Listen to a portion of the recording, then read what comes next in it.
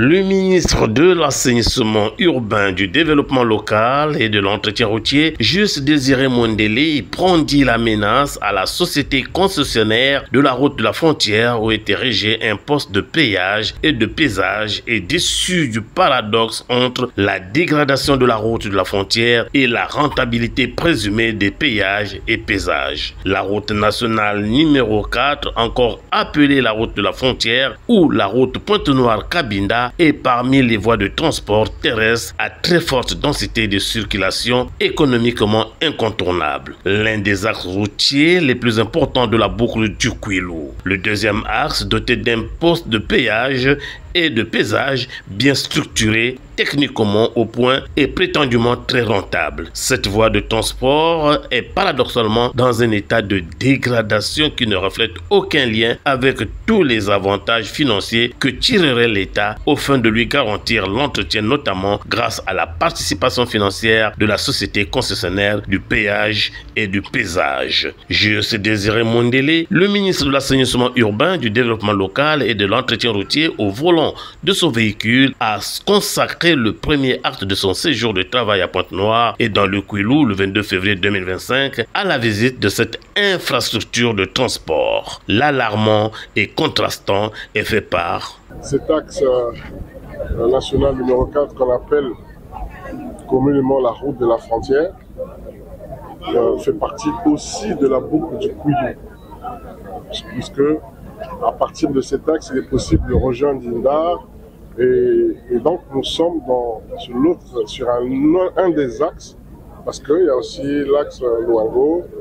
l'axe Diosso, et là nous sommes sur l'axe Tiamandassi. Bon, le constat est là s'il est amer, parce que la route s'est vraiment dégradée. On fera le point à Brazzaville avec les responsables du fonds routier et de l'entretien routier, et aussi de la société de péage et de pesage. Parce qu'en réalité, sous d'autres cieux, ce type de société ont en réalité l'obligation d'abonder un fonds, mais qui sert essentiellement à l'entretien de la route. Il y a comme un paradoxe, il y a donc ce pesage et cette société qui est là et qui semble être bien organisée, parce qu'il y a même un mécanisme important électronique. Je pense que son patron, à la fin de la journée, il peut avoir son chiffre d'affaires. Mais il faut qu'à la fin de la journée, il ait aussi la situation de la route. Donc, nous allons rentrer à Brazzaville et on va chercher à comprendre quel est le modèle économique de la société, puisque avec la continuité de l'État, il est dans notre obligation de comprendre le modèle économique. Et si le modèle économique ne permet pas à l'opérateur, donc ne permet pas aussi à l'État de pouvoir faire face à ses obligations, ben on va tout remettre en cause et revoir, parce que il n'est pas dans la loi que les usagers payent les taxes, à la fois le pesage et aussi le péage, alors que le paysage, en principe, ça devrait même être pour empêcher les véhicules en surpoids, en réalité surdimensionnés, de passer sur la chaussée pour éviter la dégradation. Mais à partir du moment où les usagers, même qui sont en surpoids, payent, donc nous sommes dans l'obligation, on le dit, ça serait simplement revoir le modèle économique, parce qu'à ce jour, on ne sait pas quel est le modèle économique, parce qu'avant de faire des reproches à qui que ce soit et aux usagers, plutôt à l'entreprise, il est important de voir le modèle économique. Si le modèle économique était adapté à une période donnée, il devrait évoluer. Je ne sais pas qu'est-ce que l'État, dans ce modèle économique, perçoit, et qu'est-ce que l'opérateur qui a aussi un logiciel qu'il a installé, il a des hommes qui payent, gagne. Mais ce qui est sûr, c'est que ceux qui doivent gagner, ce sont les usagers. Donc on ne peut pas avoir l'état de la route juste avant d'arriver à 800 mètres, à 5 km, à 10 km, 12 km du péage dans cet état. Ce n'est pas possible. Il ne faudra pas qu'un jour les consommateurs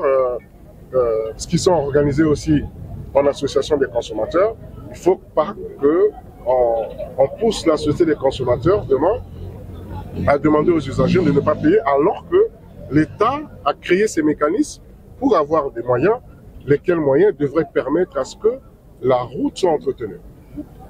Et nous allons y veiller. Croyez-moi, je vais rentrer à Brazzaville, je rendrai compte donc au Premier ministre qui nous a mis en mission et nous prendrons nos responsabilités et nous allons revenir ici dans 3 mois pour voir qu'est-ce qu'il en est.